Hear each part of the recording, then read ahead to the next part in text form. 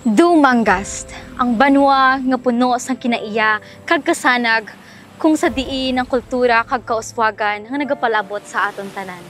Sa likod sang bugana nga mga patubas kag produkto sang Dumangas, yara gid ang kabudlayan sang aton mangunguma kag bunog pangisda.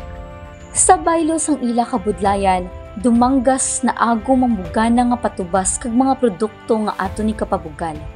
Hini ang nagaganyat sa mga bisita kag turista nga nagakadto agud makita ang aton matahom nga kultura.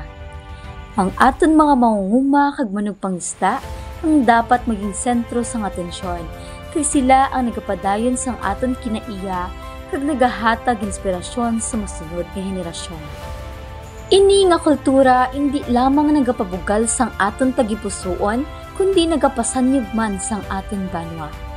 Ang mga bisita nagakadto diri para makita kag ma-eksperyensya ang aton kadungganan. Ang aton mga mamumugon may dako nga handom nga pauswagon ang banwa kag pasanyugon ang ila pangabuhi. Ini nga dunang manggad aton gid dapat halungan para sa masunod nga henerasyon nga makabenepisyo kag mapasalamatan. Sa akon pagbisita sa kaumahan, kapunungan kag kadagatan, nakita ko ang matuod nga kabudlayan sang aton mga mangunguma kag manugpangisda.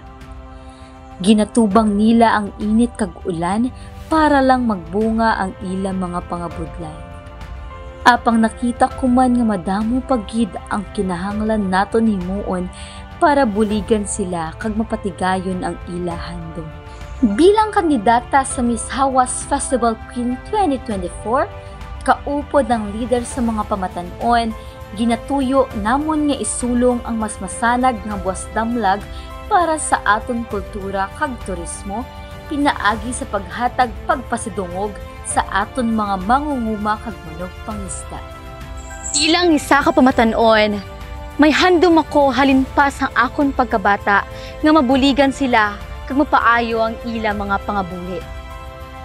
Sa liwat, ako si Shane Diaz Gonzaga, kag ang ako nadbukasya amo ang pagpasanyog sang kultura kag turismo kaupod ang aton mga mapisan nga mangunguma kag manugpangisda.